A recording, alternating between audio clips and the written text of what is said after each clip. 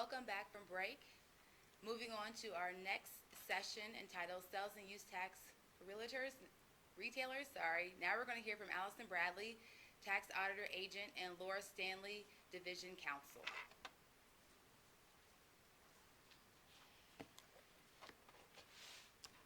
Good morning. My name is Laura Stanley, and I am the current Division Counsel for the Sales and Use Taxes. Today we are going to try to cover an ambitious amount of topics in an hour, but we'll spend a significant amount of time on the temporary sales tax holiday. I would call it a temporary sales tax holiday because it has not been extended for more than just this year. After I discuss records maintenance, I will turn the podium over to Allison Bradley, a senior level auditor in the department.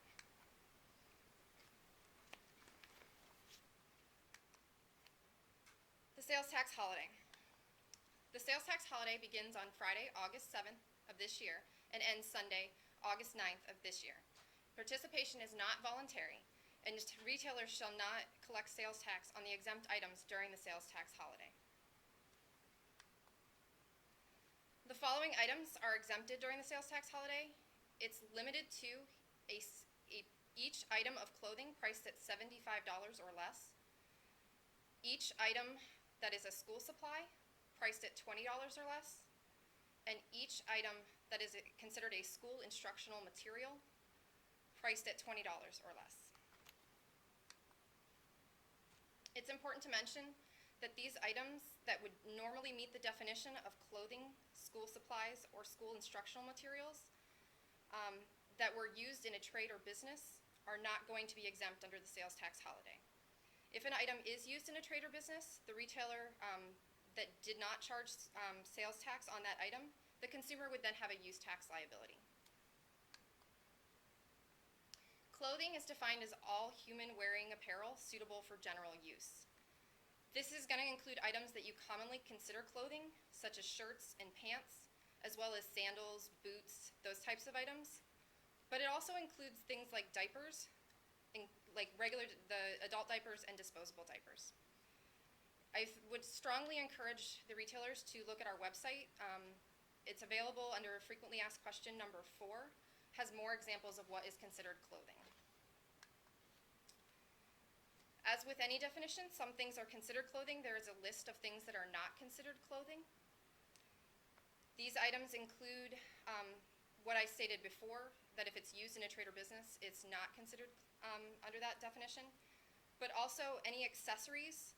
It's a large category of items. It could mean things like briefcases, cosmetics, jewelry, handbags, and non-prescription sunglasses. Other products could be bows or hair barrettes, those kind of things. I do want to touch on sport equipment as well, sport and recreational equipment. That is not considered clothing either. It includes items like baseball gloves, boxing gloves. It could also be shin guards or ballet shoes, items such as that. I do want to tell you that I'm going to do some questions and answers. They're just for information purposes at this point, and I would ask that you not enter those responses into the webinar. So the question is, does the $75 exemption apply to the first $75 of an item of clothing? The second question is, what if a retailer sells a pair of shoes for $125? Can the retailer split the pair of shoes to fall below the threshold? And then the third question is, Julie purchased a uniform for a school-aged child on August 7th. It consisted of a $25 shirt, a $30 pair of pants, and a $25 pair of shoes. The invoice or receipt came to $80, and the sales tax was not charged by the vendor. Is that a correct answer? So with regards to the $75 exemption applying to the first item of clothing, the answer is no. The exemption applies to all items of clothing that are $75 or less. The item that it does not impact the full price so that the first $75 is exempt. It's based on the selling price. And then with regards to the splitting a pair of shoes, the retailer cannot split the items that are normally sold together in order to fall below the sales price. And the final answer is yes, the vendor charged the tax or did not charge the tax correctly. Each item of clothing was less than $75, and then none of the items were used in a trade or business. Moving on to school supplies. As with the other definition, where clothing was considered a large range of things, school supplies is an exhaustive list. School supplies is commonly used by a student in a course of study, and it only lists these products on this screen now. We do have a frequently asked question that lists these again. Again, available on our website, tax.ohio.gov. These types of products would be like a notebook. So if you have a notebook that has smaller pages that you use for making grocery lists, it would still be considered a notebook, even though it's categorized in the retailer's inventory as something other than a school supply. And additionally, pencils, like mechanical pencils that have lead refills, those lead refills that are intended for use in the pencil are still components of a pencil and would meet the definition of a school supply. So just a reminder, I'm going to do another couple of questions. Please don't enter those responses into the webinar. So on August 8th, a customer purchased legal pads, pencils, and pens in their service-based business that they run out of their home. The vendor did not charge sales tax at the time that the items were purchased. Does the consumer owe use tax on these items? And the answer is yes. As stated earlier, the items that are used in a trade or business, they are not eligible for the sales tax holiday. If you are not charged the sales tax on the items that you will utilize in your trade or business, you now have a use tax obligation. We would suggest that you report this liability on your regularly filed use tax return. However, if you do not have a use tax account, you can report that liability on your personal income tax return, or if it's a one-time situation, the voluntary pay, the VP use form that's available on our website. The final definition I'm going to go over is school instructional materials. School instruction materials is any written material commonly used by a student in a course of study as a reference and to learn the subject being taught. Just like within school supplies, this is an exhaustive list. However, there may be many types of workbooks that would fall into these definitions, or many types of reference books that would fall into the definition. The one that comes to mind is the workbooks for school-aged kids that are organized by grade level, and they aren't necessarily associated with any particular textbook. An example of a reference book would be a dictionary or thesaurus, things along those lines. So as a promotion, a vendor offers a buy one textbook and get a workbook free. Can the vendor average the price of the textbook and the workbook and therefore exempt the sale for the purposes of the sales tax holiday? The answer is no. The total price of the advertised items, the buy one, get one free, or the reduced price, cannot be averaged to qualify both items for the exemption. So this is going to depend on the actual price of each product.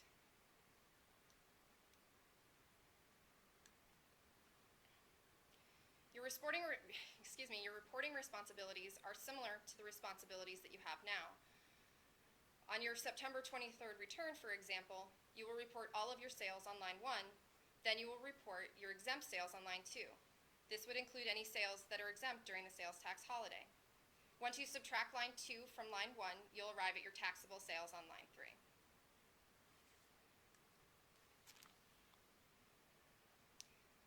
When you're looking at exchanges and refunds during the sales tax holiday, it's really important to know when it was purchased and when it was returned, and also what was being returned.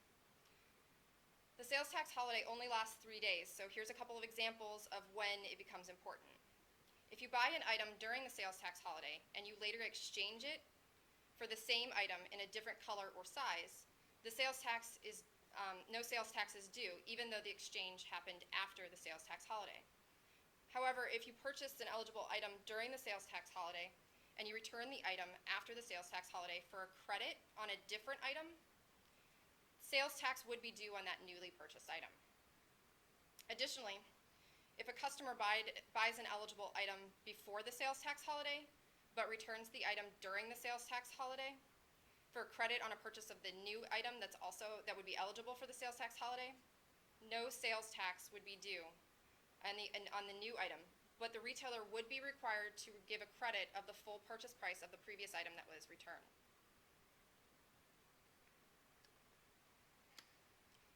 Another thing that comes up occasionally during the sales tax holiday, or questions that we've been getting on it, is coupons. So these are going to operate similar to what Allison is going to discuss later in general sales tax applicability. But for purposes of sales tax holiday, if a retailer offers a discount or coupon, the amount of the discount or coupon will reduce the sales tax price, and it could make a previously non-exempt item exempt.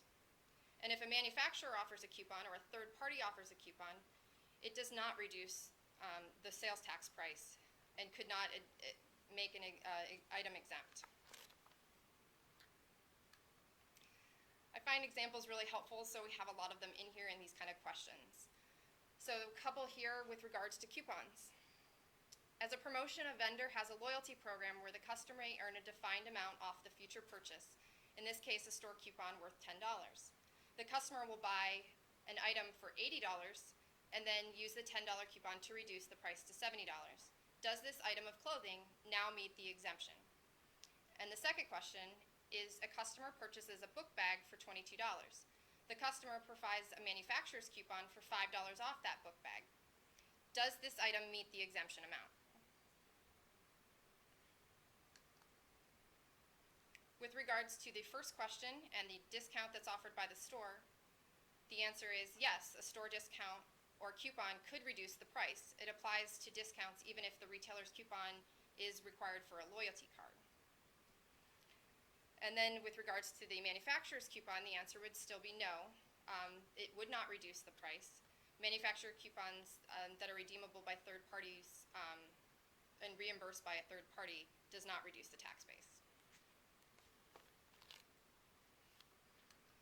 I do want to point out that we have a lot of information on our website, tax.ohio.gov, for the sales tax holiday. We have various frequently asked questions. Most of the frequently asked questions that we covered today are in there as well, but also some additional things discussing shipping and handling charges, internet purchases, and layaway sales. You can find it in our news section on the homepage of tax.ohio.gov. It's the third bullet point down. I'm going to pause a moment for the code word. The code word is holiday.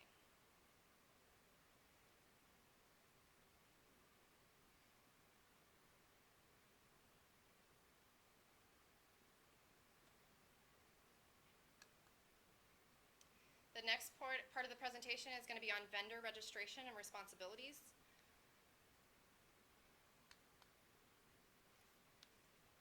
Types of vendor's license. So if you're making a retail sale of tangible personal property or taxable services in Ohio, you are required to register for the sales tax and obtain a vendor's license. There are two different types of vendor's license, the regular vendor's license and the transient vendor's license. I'll go into a little bit more detail about those. Your regular vendor's license could be issued by the county auditor, but also is issued through the Ohio Business Gateway. You can receive all types of vendor's license on the Ohio Business Gateway, and not just the regular vendor's license, but I do want to point out that you can get it there. It's required for any license that's issued for a fixed location, and those applications fees are $25 for each vendor's license. The transient vendor's license is the second type of vendor's license that I'm going to talk about. It's issued by the Department of Taxation. Again, available on Ohio Business Gateway. It's also costs $25, and it's required if you do not have a fixed place of business. Additionally, service providers that perform taxable services at the customer's location, they also need a transient vendor's license. It could include people like exhibitors at trade shows, or exterminators, or people that do cleaning services. And the final type of person that's required to have a transient vendor's license is a person that leases titled motor vehicles, watercraft, or outboard motors. Vending machines also require transient vendor's licenses. When you have a vending machine, it could include several vending machines at one location. And we suggest that vending machine operators consider a predetermined authority with a department. It's helpful when you cannot differentiate between taxable and non-taxable food sales, and you cannot create a record of individual sales, although this is more common in older vending machines. And also you cannot collectively you cannot collect the tax on taxable sales, cannot separately collect the tax on taxable sales. The predetermined authority is arranged through the audit division, and it could include a test check of your sales and formulate a percentage of the taxable sales. Another type of account is the direct pay permit. There is no fee, and it allows the taxpayer to report liability as the product's taxability is being determined. Allison will go into more detail regarding this type of permit. In a consumer use tax account, purchasers who have not paid the tax to a vendor or a seller, in most cases out-of-state transactions, can make payments directly to the state. And the final type of account is a seller's account, where a retailer is located outside of Ohio but makes sales of property or services into Ohio for storage, use, or consumption. A cumulative account.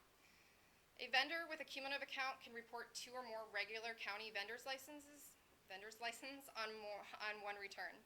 A vendor wishing to utilize this type of account can apply through the department, and the vendor will then report the total Ohio sales activity for all Ohio locations and support this return with a county-by-county breakdown.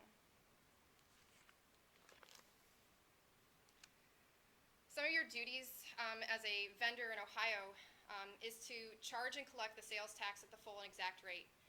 The tax applies at the time the sale is made, and it's important to know that vendors that charge the tax, they must charge the tax on every sale unless the customer provides a fully completed exemption certificate or the sale is exempt by law. It is a responsible party type of tax, a trust tax.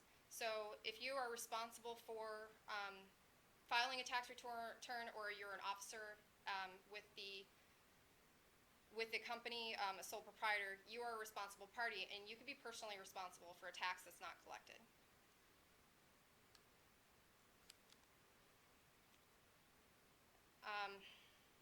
So as I stated before, unless you get a fully completed exemptions certificate, the sale is presumed to be taxable.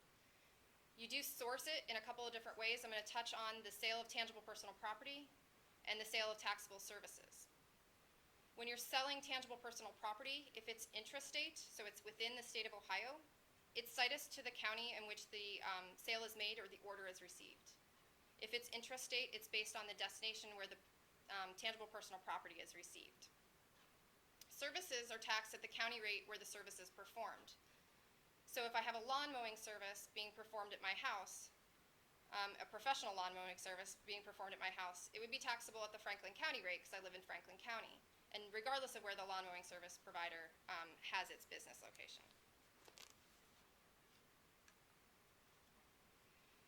So the department does provide a database that's searchable with all the rates in the jurisdictions. It's available on our website, again, tax.ohio.gov. We do have the old-fashioned website. We also have a new mobile application available for the finder as well.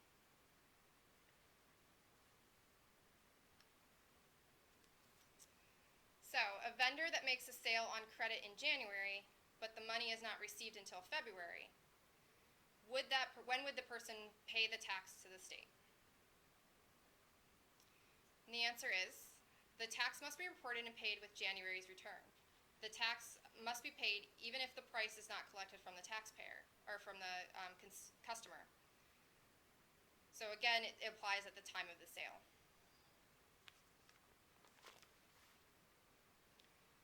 All sales tax returns are required to be filed electronically. You can utilize the Ohio Business Gateway, or you can utilize the telefile. We do accept all of the forms of payment that I have listed on the slide: your credit card, ACH debit, ACH credit, or your paper check. So just a couple of things about each of those options. I'm going to start with telefile because it's very simple. You call the 1-800 number, you listen to the prompts, and then you submit the data using your touch-tone phone. On the Ohio Business Gateway, you will do one of these 3 options. You can key the entire sales tax return or the use tax return. You could file upload, you could express data entry is what they call it, upload the county sales tax data or the use tax form to the file, and then key the remainder of the return. or there's a complete file upload of the use tax or sales tax return. Returns are due even if no taxable sales are made.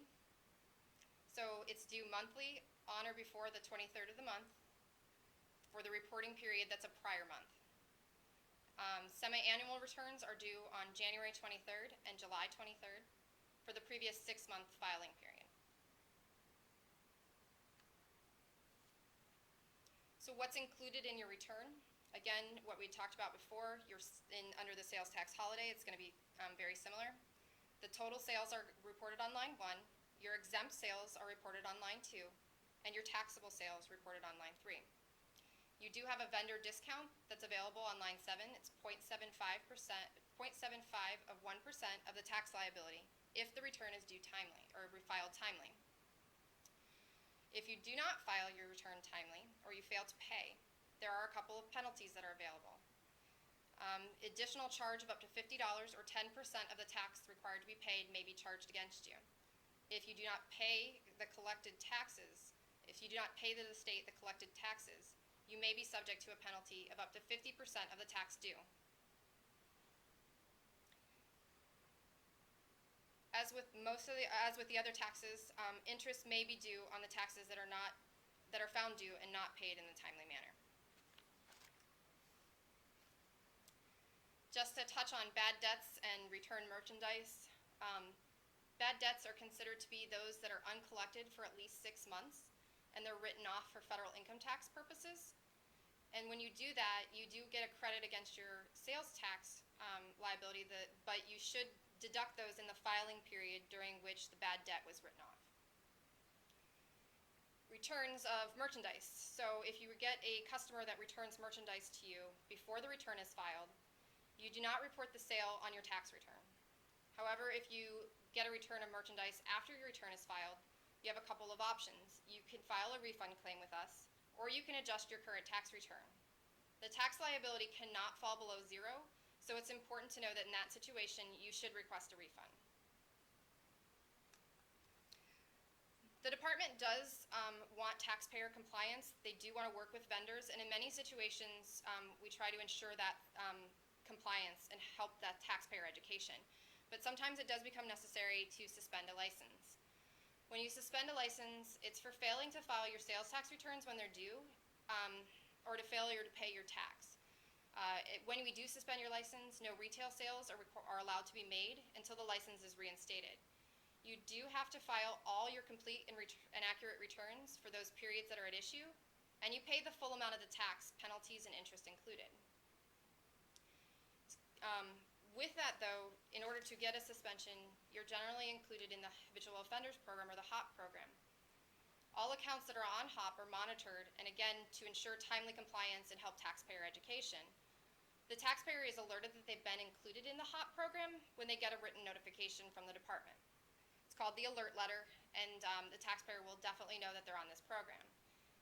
When we do intend to suspend you because when you were on the HOP program, you have failed to file your returns and failed to pay your liability, we send you an intent to suspend letter.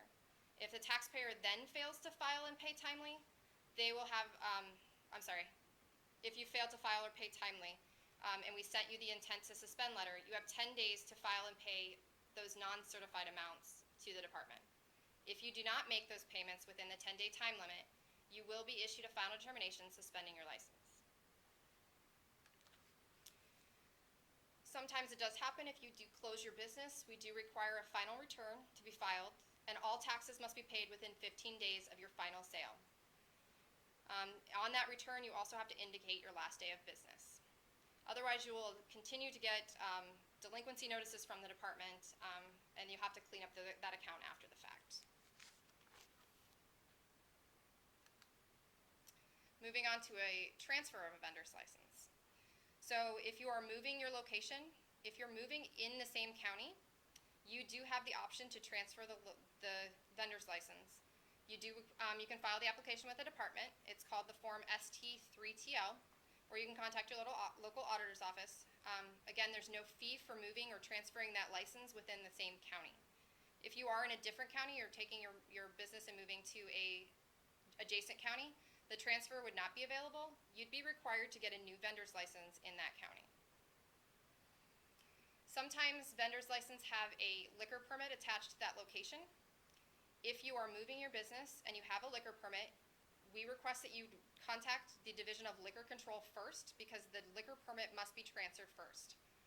Then you must have the identical name and the identical address listed on that transfer in order to get a transfer from the department.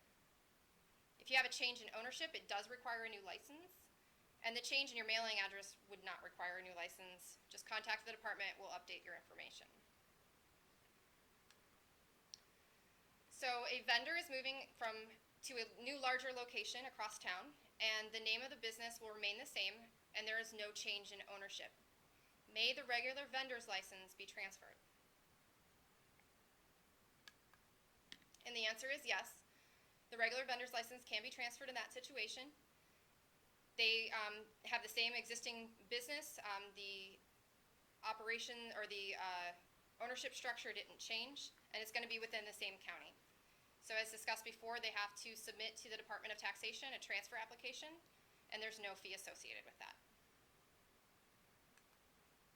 My final piece is on records maintenance. Going to have a couple of slides on that. So what records are you required to keep? Each vendor must maintain complete and accurate and adequate records, both primary and secondary, for at least 4 years.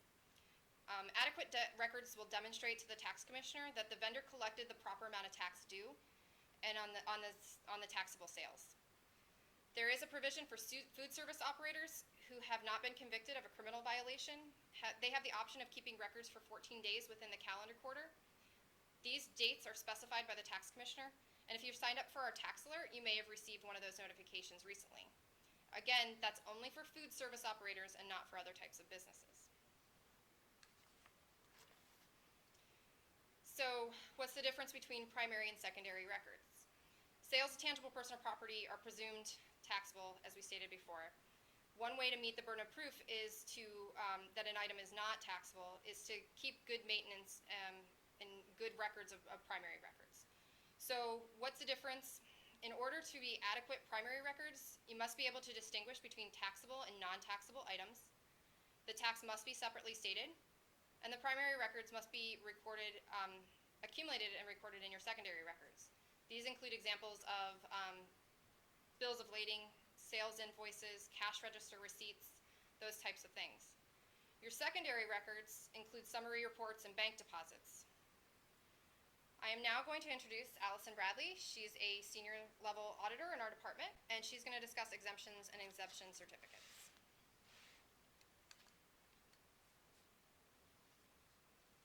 Thank you, Laura. Good morning. My name is Allison Bradley, and I'm a sales and use tax auditor with the Audit Division.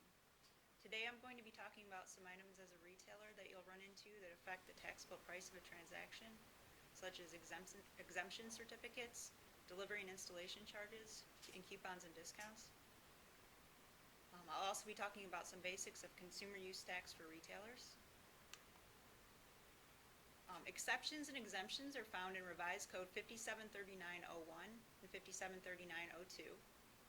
There are currently 113 exemptions, most of which are found in 573902B. Probably the most common exemption that everyone is familiar with is the exemption of food for human consumption off premises where sold. As a retailer, you'll probably run into customers who will present you with an exemption certificate. It is the responsibility of your customer to establish they are entitled to the exemption or exception.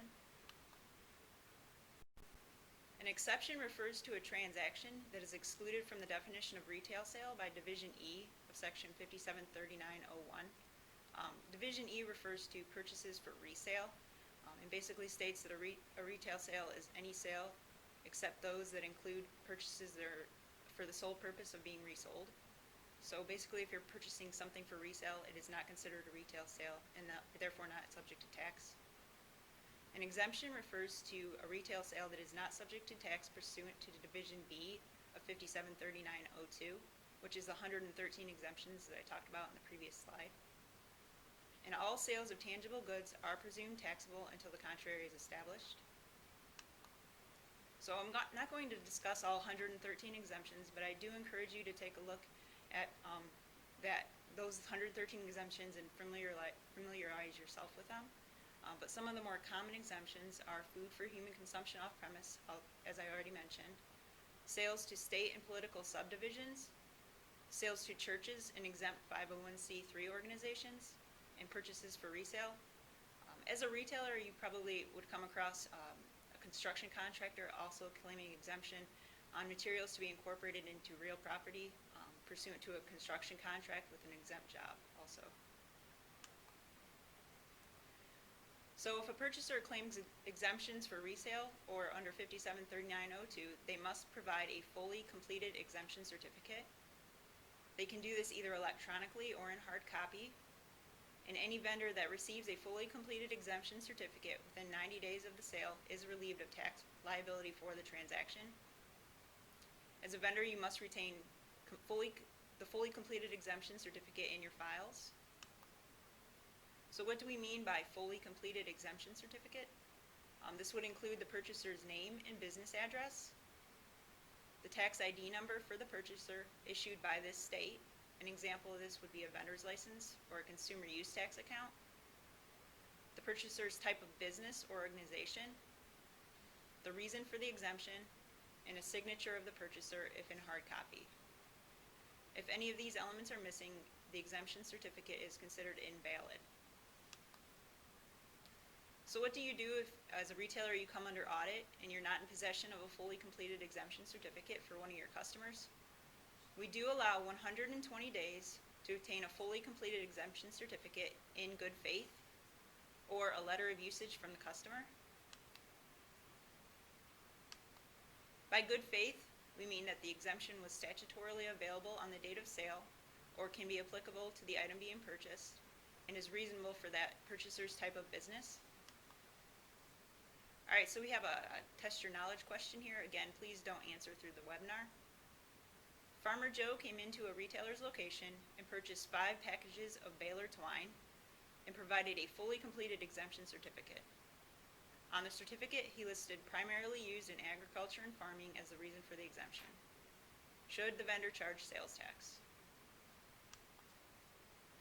The answer is sales tax should not be charged. A vendor can accept this exemption certificate. There is a primary use exemption available in Revised Code 573902B17 for any tangible personal property or enumerated taxable service used or consumed primarily in farming, agriculture, horticulture, or floriculture. Okay, so another item as a retailer you would probably run into is a customer presenting you with a direct payment permit and asking that you not charge tax. Per Administrative Code 57030903, exemption certificates do not need to be obtained when the sale is made to a direct payment permit holder. So what exactly is a direct payment permit holder? They are a taxpayer who the tax commissioner has authorized to make direct payment of sales and use tax to the Ohio Department of Taxation rather than paying tax to the seller at the time of purchase. If you're interested, a listing of all current direct payment permit holders is available on our website, tax.ohio.gov. So who is eligible for a direct pay permit? It is available to any business which purchases goods or services under circumstances making it difficult at the time of purchase to determine whether the goods or services are exempt from tax. Examples of this are construction contractors and manufacturers. A lot of times contractors will purchase materials to be incorporated into real property, but they don't know at the time of purchase whether the purchase is used on an exempt or a taxable job. So they would benefit from a direct pay permit, being that they would not pay tax at the time of purchase and would remit it after they determine whether the tax will be used in a taxable or exempt manner.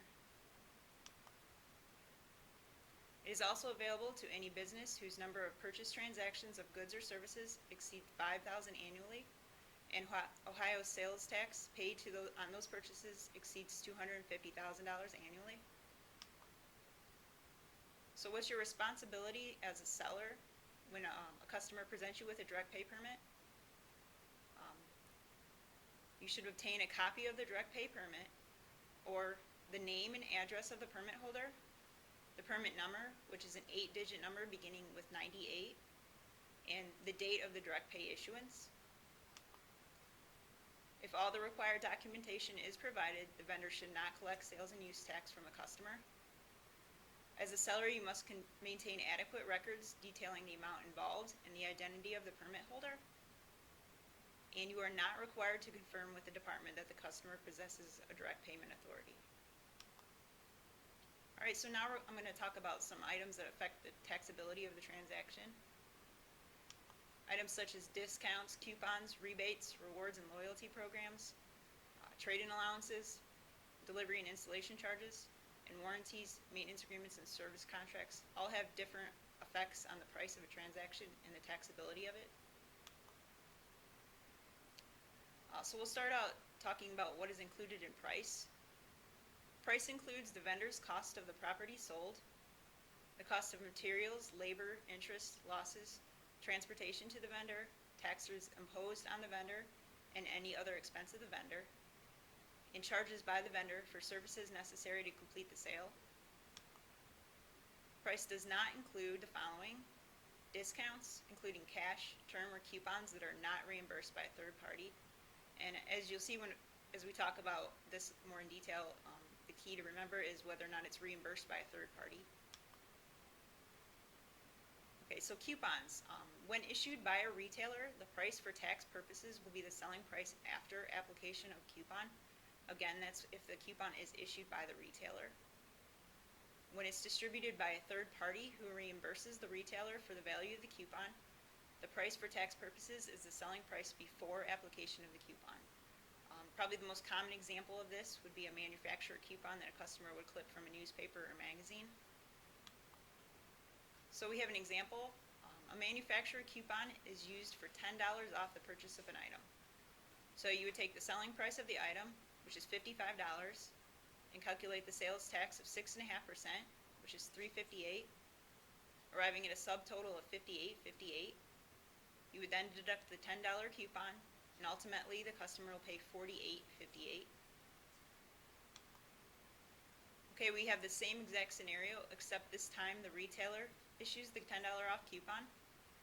So we would take the $55 sale price, less the $10 coupon, to arrive at a subtotal of $45. The sales tax at 6.5% is calculated on the $45, which is $2.93, and the customer pays $47.93. Gift certificates. No sales tax is charged at the time of the purchase of a gift certificate, and they are treated the same as cash purchase when the customer redeems the gift certificate. So the price for tax purposes is the selling price before application of the gift certificate. Discounts. If a retailer runs a special selling an item at a discounted or lower price, the price for tax purposes is the discounted price. An example of this is, say a regular price of an item is $50. It is discounted till $40 today, so the price for the tax purposes would be $40. Cash term discounts. The tax base is reduced when the discount is allowed at the time of sale. An example of this is, say a vendor offers a 2% discount if an invoice is paid within 10 days. The purchase price on the invoice is $250, and it's paid within 10 days. So the taxable price would be calculated taking the $250 less the 2% discount of $5 to arrive at a $245 taxable price. Manufacturer rebates. This is money that will be paid to the customer by the manufacturer after a sale is complete, and it does not reduce the taxable base. Again, this is because it's issued by an outside party. Loyalty and reward programs. These programs reward loyal buying behavior through points and rewards. Common examples are hotel rewards, frequent flyer miles, and a lot of times more recently we see them with department stores and grocery stores.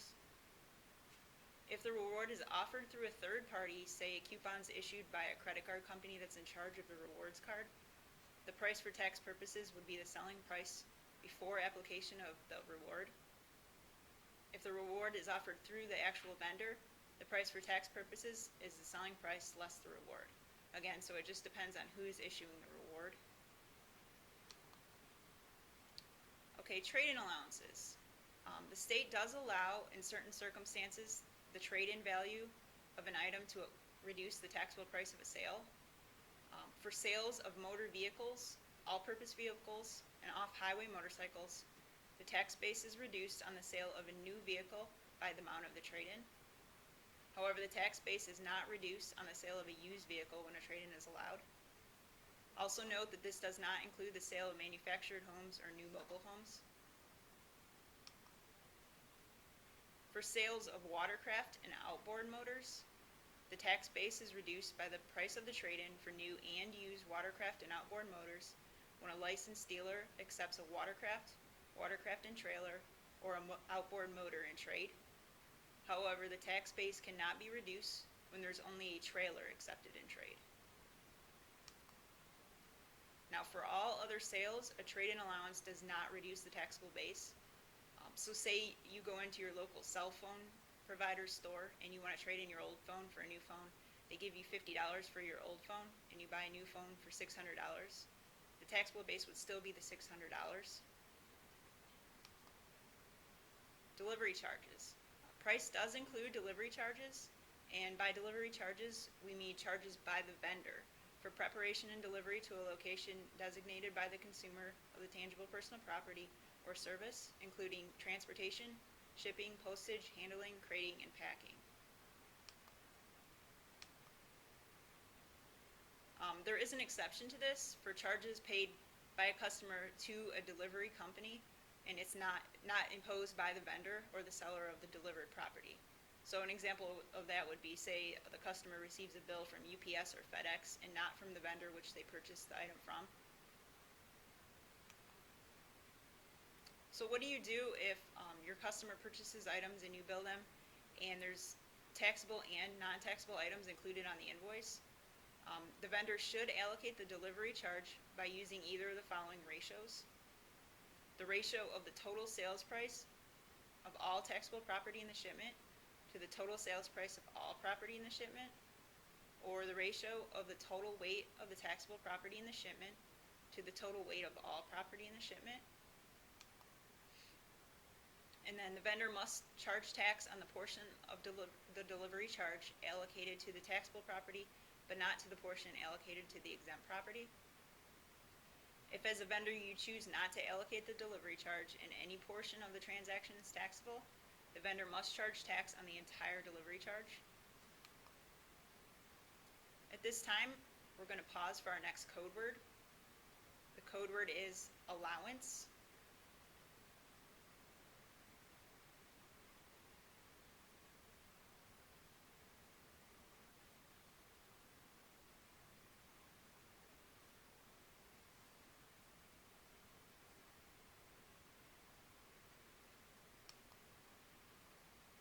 Okay, the next item is installation charges.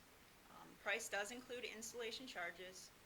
Revised Code 573901B3B made the installation of tangible personal property a sale subject to tax. So say you're in the business of installing car stereos, and your customer purchases a car stereo for $500. You also charge them $100 to install the car stereo. You should be charging tax on both the $500 and the $100 installation charge. Warranties, maintenance agreements, and service contracts. All transactions in which a warranty or service contract or a similar agreement by which the vendor of the warranty, contract, or agreement agrees to repair or maintain tangible personal property of the consumer is taxable. This includes contracts for both preventative maintenance and extended warranty contracts. Also, note that warranties, service contracts, and maintenance agreements that cover exempt purchases are also exempt. And this also goes for delivery charges and installation charges. If the item being purchased is exempt, then the corresponding delivery and installation charge would not be taxable. All right, so we have a number of test your knowledge questions here. First question, Alexis clipped a manufacturer coupon for toothpaste from her Sunday paper and used it on her next trip to Big Bird Grocery. The toothpaste is regularly $4.99, but today is on sale for $3.99. Her coupon was for $1.50 off. What is the price for tax purposes? The price for tax purposes is $3.99. The manufacturer coupon wouldn't reduce the tax base of the item because it is distributed and reimbursed by a third party. The dollar discount on the item does reduce the tax base because it's discounted by the retailer. Okay, next question.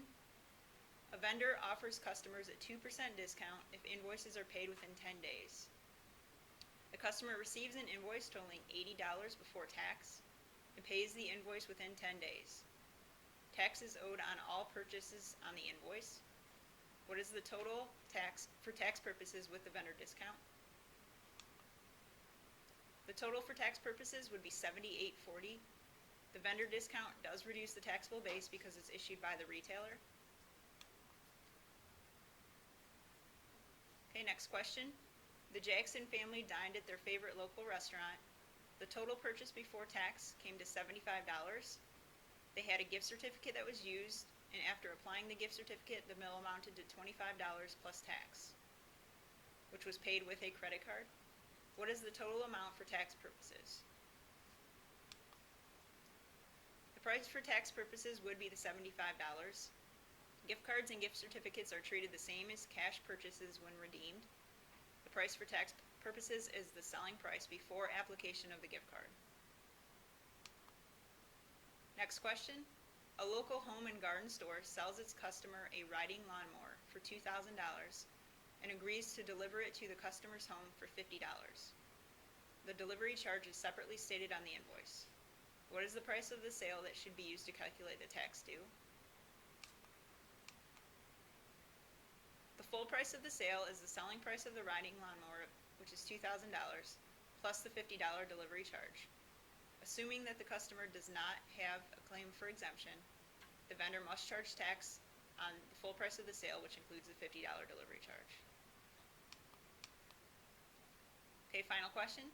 Benji went to the local car dealership to trade in his old truck for a brand new truck. The list price of the new truck was $36,000. The manufacturer offered a $4,000 instant rebate, and the dealer offered $2,000 off in dealer incentives. The dealer also gave him $12,000 for his trade-in. What is the price of the sale that should be used to calculate the tax due? Benji paid the dealer $18,000 before tax. However, the price for tax purposes would be $22,000, which is the $36,000 less the $2,000 in dealer incentives and $12,000 trade-in value. The $4,000 manufacturer rebate wouldn't reduce the taxable base because it's distributed and reimbursed by a third party. Okay, now we're going to switch gears a little bit and talk about the types of purchases that you should be paying tax on as a retailer. Sale and selling include all transactions by which title or possession of tangible personal property is or is to be transferred in Ohio, all storage, use, or consumption of tangible personal property in Ohio, and all services listed in Revised Code 5739-01B 2 through 11. Some typical services listed in B2 through 11 include repair of tangible personal property, installation of tangible personal property, washing, cleaning, waxing, polishing, or painting a motor vehicle, laundry and dry cleaning services, automatic data processing, computer services, and electronic information services, telecommunication services, landscaping and lawn care, private investigation and security services, and employment services. So some common examples of taxable purchases that most businesses would make include office equipment, things like computers, scanners, printers, office supplies like paper, tape, business cards, cleaning supplies, like mops, brooms, cleaners, paper towels, furniture, and business fixtures that primarily benefit the business, including signage, data cabling, specialized purpose lighting, and specialized HVAC equipment. Some specific examples of taxable purchases made by retailers. If you're a grocery store, this would include shelves, coolers, freezers, and display cases. For convenience stores, shelves, checkout counters, certain canopies, like the canopies over gas pumps, and the gas pumps and gas tanks themselves. For department stores, shelves, checkout counters, specialized lighting, display fixtures, and hangers. So we talked about what would be taxable. Now some examples of some exempt purchases that a retailer would make include inventory purchases primarily for resale, printing material and prices and describes, equipment and supplies used to prepare and preserve food for human consumption, And for food service operators under revised code 371743, equipment and supplies used to prepare food for human consumption, preserve food that has been or will be prepared for human consumption, and to clean tangible personal property used to prepare or serve food for human consumption. Some specific examples of exempt purchases that retailers would make: for grocery stores, inventory purchase for resale, and meat cutters. For convenience stores, inventory purchase for resale, hot dog cookers, and soda machines. And if there's a restaurant located inside the store, dining room seating and tabletops would be exempt. For department stores, inventory purchase for resale, and catalogs and other printed material that price and describe.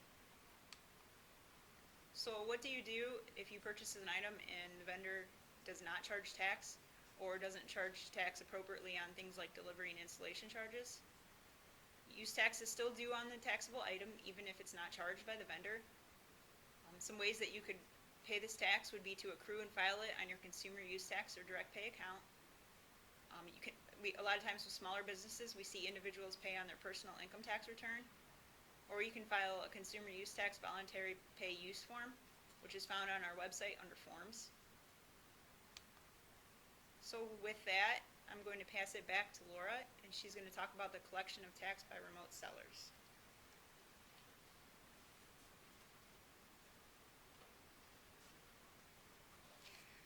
I'm actually going to just provide a real quick run through for these slides because we do want to get to some questions and answers and allow for some time for some clarification as well. So we are members of the Streamlined Sales Tax Agreement. It's a cooperative effort with many states and local governments and the business community to simplify sales tax and use tax collection. It encourages remote sellers that are selling over the internet and by mail order to collect and remit sales tax. It attempts to level the playing field between the brick and mortar stores, and remote sellers can operate under the same rules as those brick and mortar. As part of the Streamlined Sales Tax Agreement, you do have the option to register on through this Streamline website and utilize their certified sales tax administration software. You receive one identification number for filing and paying taxes in all the registered states and some of the associate member states.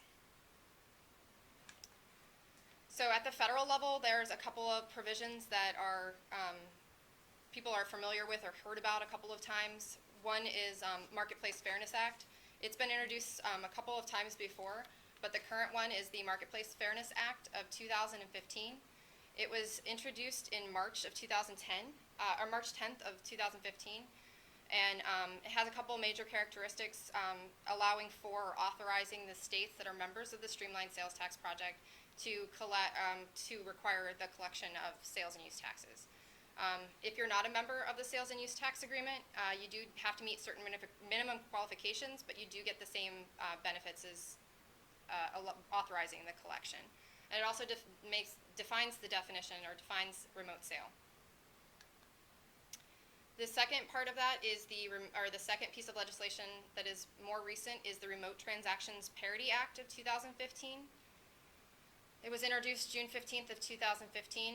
It does have the same similar authorization as available in the Marketplace Fairness, but it also has a couple of other provisions, such as audit protections for small businesses, the phase-in for the small businesses or the small sellers, and it requires states to give free access to the software to collect and remit the sales and use tax. So a couple of the questions that we got. A non-exempt consumer purchases a sports team uniform and shirts for their team on August 8th. This is in regards to the sales tax holiday. Each item has a retail sale of about $75 or $75 each. Is it correct not to charge the sales tax on this purchase? And the answer is that would be correct not to charge during the sales tax holiday. It's an item of clothing in that definition. But if they're buying baseball gloves or something to accompany that uniform, it would not be considered clothing. So the next is, do college-age kids and students qualify for as well as school-age children for the sales tax holiday? And the answer is that actually, as long as it's a qualified item, it does not have a distinction about the age of the child. Although it's dedicated or it seems to be focused on school supplies and school instructional materials, it's, as long as it's not used in a trade or business, it can be for any person, any student, any person. What if I purchase over the internet? Do I still get to receive the sales tax holiday? And the answer is that eligible items sold to consumers through the electronic and means, internet or telephone mail orders, still qualify for the sales tax holiday. The consumer needs to order and pay for the item between the holiday timeframe of August 7th and August 9th, and the retailer must accept the order for immediate shipment. So that's still applicable even if you receive the order after the sales tax holiday, as long as you purchased it, paid for it, and it was within their inventory to ship, it would still be eligible item. I think they asked for a little bit of clarification about the taxes within the state of Ohio, intrastate sales. I think that it's still kind of applicable. I think it's important to note maybe that sales tax is reported on an accrual basis or a cash basis, and that you only report on the amount that you do collect if you're on one of the basis. I'm sorry, excuse me, if you're on the cash basis, the accrual basis. You're based on only what you collect. If you're on the cash basis, that's the other case. You should look at the definition of location of sale. It's available in 573903. For intrastate sales, I did say that it's generally going to be in the county where the order was received. And I think Allison has a few more.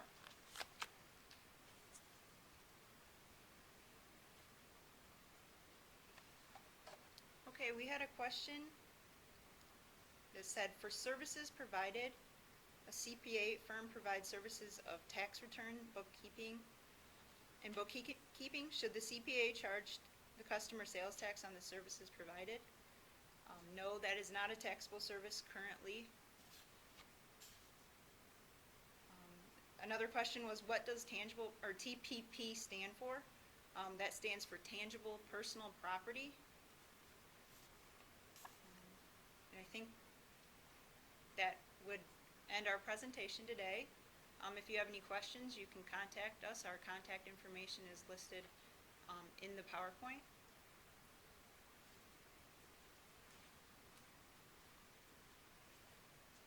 At this time, we are going to transition into our break. We'll be on break and we will resume at 10:50. Please remember that all audio and video will be suspended. Please keep your GoToWebinar up and running for the entire duration in order for us to be able to properly track your CPE and CLE credits. Thank you.